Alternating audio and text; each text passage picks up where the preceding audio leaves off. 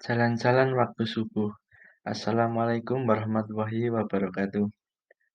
Perkenalkan, nama saya Ibnu Muhammad Dhani, NPM 22.0305.0022.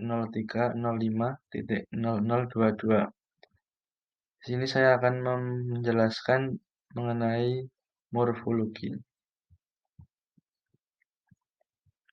Apa itu morfem? Morfem adalah bentuk bahasa terkecil yang tidak dapat dibagi menjadi bagian-bagian yang lebih kecil. Jenis-jenis morfem. 1. Morfem bebas. Morfem bebas adalah morfem yang dapat berdiri sendiri tanpa kehadiran morfem lainnya. Dalam pertuturan, misalnya saya, duduk, kursi, kapal. Semua kata dasar yang dapat berdiri sendiri dikategorikan sebagai morfem bebas. 2. Morfem terikat. Morfem terikat adalah morfem yang harus melekat dengan morfem lain atau morfem yang tidak dapat berdiri sendiri. Misalnya henti pada kata berhenti atau memberhentikan. Cantum pada kata tercantum atau mencantumkan. 3. Morfem gramatikal.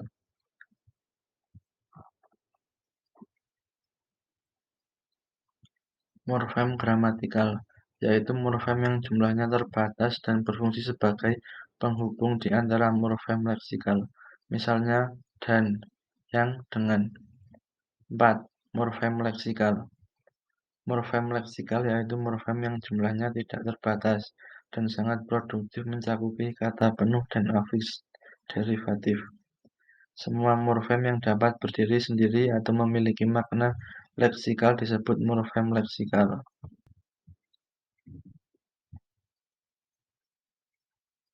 5. Morfem segmental. Morfem segmental yaitu morfem yang terjadi dari fonem segmental. 6. Morfem suprasegmental. Morfem suprasegmental morfem yang terjadi dari fonem suprasegmental.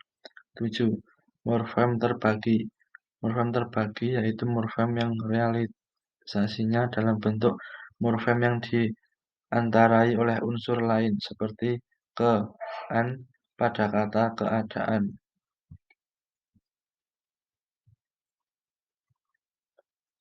Proses morfologi. Afiksasi, prefik, infik, sufik, infik. Reduplikasi. Reduplikasi dalam Kamus Besar Bahasa Indonesia atau KBBI berarti proses atau perulangan kata atau unsur kata. Perubahan intern. Pembentukan kata melalui perubahan pada bentuk dasar morfem itu sendiri atau regular verb. Suplesi. Pembentukan kata secara suplesi sebenarnya hampir sama dengan perubahan intern. Hanya saja proses morfologis melalui suplesi benar-benar menghasilkan bentuk baru yang berbeda dari bentuk sebelumnya atau irregular verb. Pemajukan. Gabungan dua kata morfem dasar yang menghasilkan kata dengan makna baru. Ciri-ciri kata majemuk. 1. Tidak bisa disisipi. Ciri kata majemuk yang utama adalah hasil katanya tidak bisa disisipi.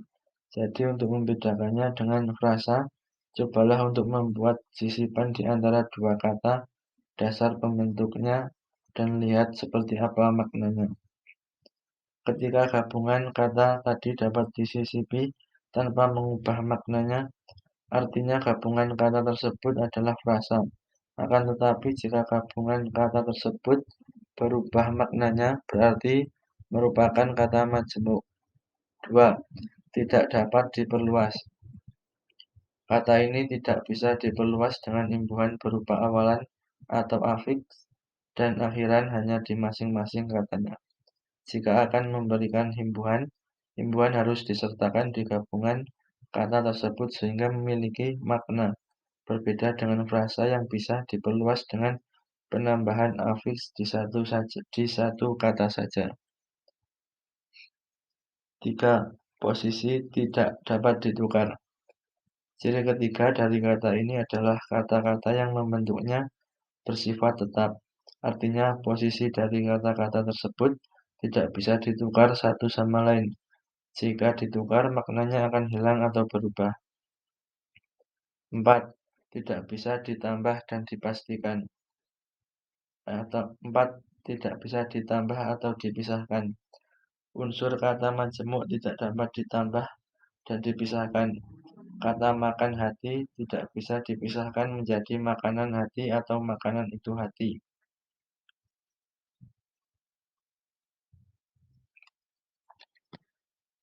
Perbedaan kata majemuk dengan frasa.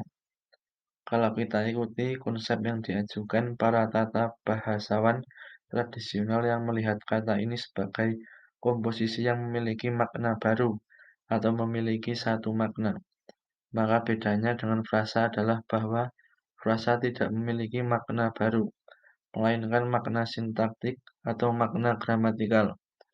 Contoh bentuk meja hijau yang berarti pengadilan adalah kata majemuk. Sedangkan meja saya yang berarti saya pun berarti saya punya meja hijau adalah sebuah frasa. Kalau kita ikuti konsep linguis struktural yang menyatakan bahwa kedua komponen kata majemuk tidak dapat disela dengan unsur lain, contoh bentuk mata sapi yang berarti telur goreng tanpa dihancurkan, karena tidak bisa disela dengan unsur lain, adalah sebuah kata majemuk. Sebaliknya, contoh mata guru yang berarti mata kepunyaan guru, karena dapat disela. Misalnya menjadi mata guru adalah sebuah frasa. Macam-macam kata majemuk. 1. Endosentris atributif. 1. Endosentris atributif. Kata majemuk endosentris atributif merupakan kata majemuk yang disusun dengan konstruksi sama dengan salah satu atau semua unsur pembentuknya. 2. Endosentris koordinatif. Kata majemuk endosentris koordinatif ini terjadi bila kedua unsur pembentuknya sederajat kedudukannya. Contoh, pecah belah, tanah air, kaki tangan, dan sendera tali. 3. Eksosentris.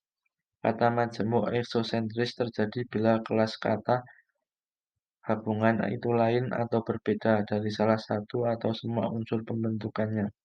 Contoh, bawah sadar, luar biasa, luar negeri, apabila manakala.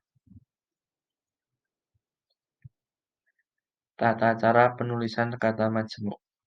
Penulisan kata majemuk dalam bahasa Indonesia di tiap unsurnya bisa ditulis dengan dua cara, yakni dengan cara terpisah dan bisa dengan cara digabung. Untuk kata majemuk yang ditulis secara terpisah di tiap unsurnya, berarti disebut kata majemuk tidak senyawa. Sementara jika rangkaian bentuk dasar yang digabungkan ditulis gabung, disebut kata majemuk senyawa. Contoh, kata majemuk senyawa, duka cita, sukacita, matahari, kacamata, sapu tangan, segitiga. Kata majemuk tidak senyawa, kereta api, buah tangan, rumah sakit, mata kaki, harga diri. Makna kata majemuk. Kata majemuk dapat dibedakan berdasarkan makna yang dihasilkan oleh gabungan kata tersebut.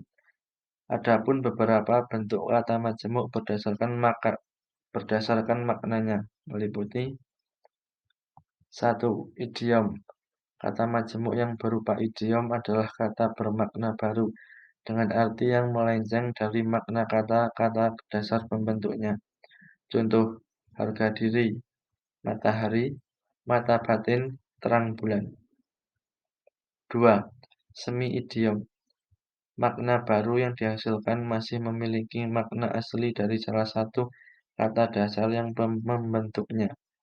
Akan tetapi makna baru yang dihasilkan mengalami pergeseran sehingga sedikit mengubah artinya.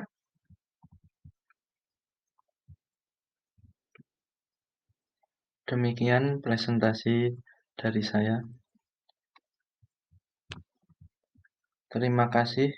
Wassalamualaikum warahmatullahi wabarakatuh. Kamsahamnida.